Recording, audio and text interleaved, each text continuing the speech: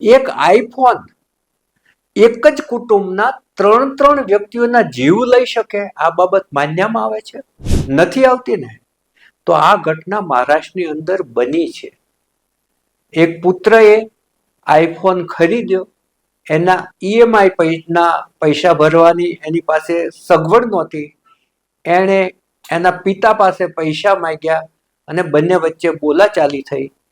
પુત્રને લાગી આવ્યું અને એ એક પહાડ ઉપર ચડી ગયો અને 300 ફૂટ ઊંચેથી પડતું મૂક્યું. બચાવવા જતા પિતા પણ મૃત્યુની મુખમાં ધકેલાઈ ગયા અને એ બંનેને પડતા જોઈ આઘાતમાં સરી ગયેલી માતાએ પણ દોડી અને પર્વત ઉપરથી પડતું મૂકી દીધું. કેટલી આઘાતજનક ઘટના એક આઈફોનના ઈએમઆઈ માંથી જન્મી, એ આજે દેશ આખાની અંદર ચર્ચાનો વિષય બની છે.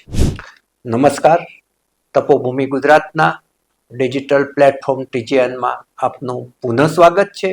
હું છું આપનો મિત્ર પ્રફુલ્લ ત્રિવેદી. અમારી આ ચેનલને આપ સબસ્ક્રાઇબ હજુ સુધી ના કરી હોય તો ચોક્કસપણે કરશો તેવી આપને આગ્રહભરી વિનંતી છે. આજે આપણે વાત કરવી છે મહારાષ્ટ્રના છત્રપતિ સંભાજીનગરની, કે જ્યાં એક પરિવાર રહેતો હતો, જે પરિવાર આજે વિખાઈ ગયો છે. પરિવારનો માળો વિખાઈ ગયો છે. આઈફોનના મુદ્દે પિતા અને પુત્ર વચ્ચે જે બોલાચાલી થઈ અને એ બોલાચાલીએ માતા, પિતા અને પુત્ર ત્રણેયના જીવ લીધા. સંભાજીનગરથી થોડે દૂર આવેલા તિસગાંવ વિસ્તારમાં 300 ફૂટ ઊંચા ખવડિયા પહાડ ઉપર યુવક છે કુણાલ એનું નામ છે. કુણાલ ચાંદગુડે 18 વર્ષનો હતો અને આઈફોનનો એને શોખ હતો. આઈફોન એને ખરીદી લીધો હતો. આઈફોનના ઈએમઆઈના પૈસા નહોતા અને પિતા સાથે બોલાચાલી થઈ અને ઘરેથી એ રિસાઈને નીકળી ગયો અને આ 300 ફૂટ ઊંચા ખવડિયા પહાડની ટોચ ઉપર એ ચડી ગયો. સવારના 10 વાગ્યાનો સુમાર હતો. માતા અને પિતા એની પાછળ દોડ્યા.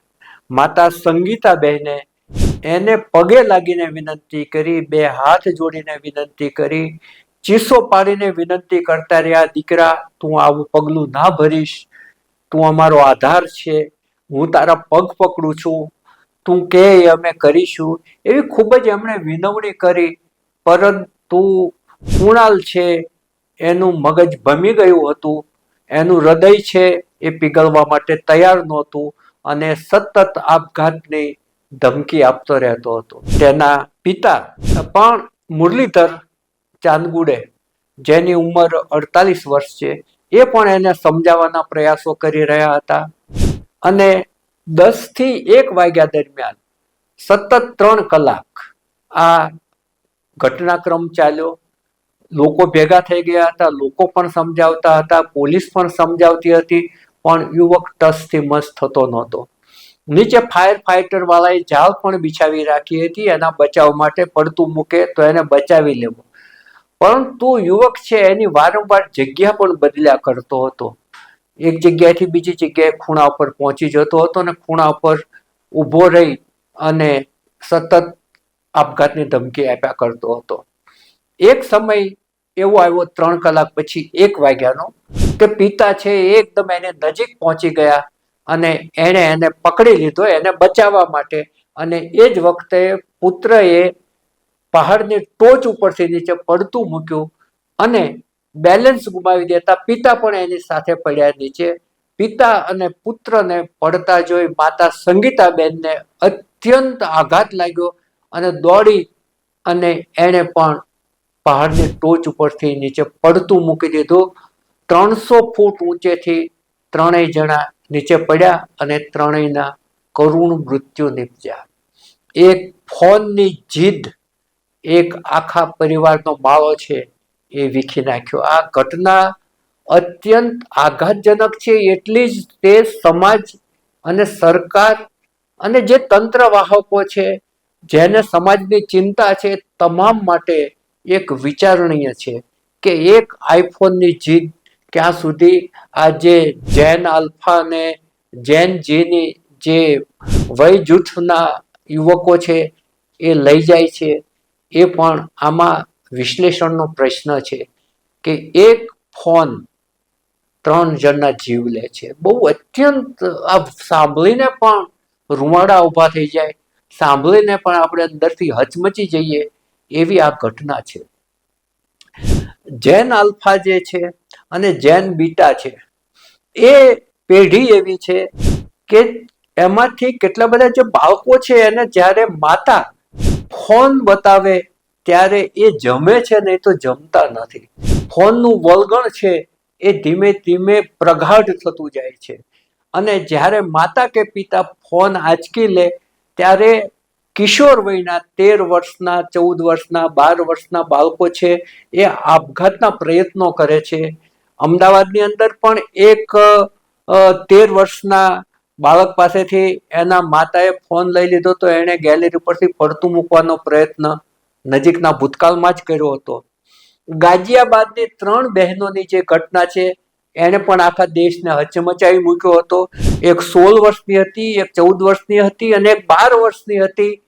3 છોકરીઓએ ભણવાનું છોડી દીધું હતું અને કોરિયનની ટાસ્કની ગેમમાં ઊંડી ઉતરી ગઈ હતી અને રૂમની બહાર પણ નહોતી આવતી હતી અને રૂમમાં ભરાઈ રહી અને કોરિયન ટાસ્કની ગેમ રમ્યા કરતી હતી. પિતાને પણ આ એક અજુગતું લાગતું હતું કે એમણે ભણવાનું છોડી દીધું છે, રૂમની બહાર નથી આવતી અને સતત ફોન ઉપર મચેલી રહે છે.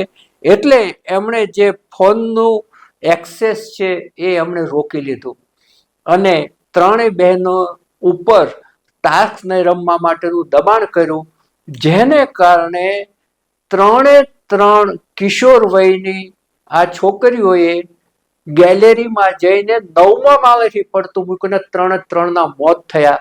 આ ઘટનાએ પણ દેશ આખાને આંચકો આપ્યો હતો અને દેશને આખો વિચારતો કરી મૂક્યો હતો કે આવી પણ ઘટના બને કે ગેમ ફોનની અંદર ગેમનું એટલું ગહેલું છે કે કેટલાય યુવકોએ જો ઘરના લોકો ના પાડે ગેમ રમવાની તો આપઘાત પણ કરે છે.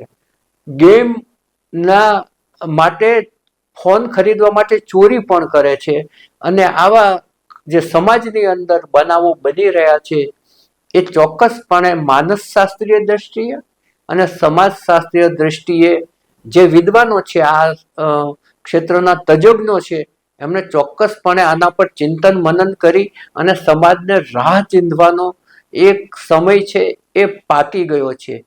કેમ કે આ વય જૂથના જે વિદ્યાર્થીઓ છે, યુવકો છે, યુવતીઓ છે, એમાં દેવું કરી અને ઘી પીવાની વૃત્તિ છે એ વધતી જાય છે. જે યુવકોનો એક વર્ગ છે, હમણાં આના પર એનાલિસિસ પણ થયેલું છે કે તમામ વસ્તુઓ છે એ હપ્તાથી લેવા ટેવાઈ ગયેલા છે અને પછી એ જ્યારે હપ્તા ભરવાના આવે ત્યારે એ લોકો માનસિક તાણ અનુભવે છે. ઈચ્છીએ કે આ દિશામાં જે સમાજ ધકેલાઈ રહ્યો છે, યુવક યુવતીઓ ધકેલાઈ રહ્યા છે, એને સાચી દિશા સૂજે અને આવી ઘટનાઓ ફરી આપણને સાંભળવા ના મળે. અત્યારે બસ આટલું જ. નવા વિષય સાથે આપણે ફરી મળીશું. અમારી આ રજૂઆત આપને ગમી હોય તો ચોક્કસપણે એને શેર કરશો અને એના પર કોમેન્ટ કરશો, સબસ્ક્રાઈબ કરશો. નમસ્કાર.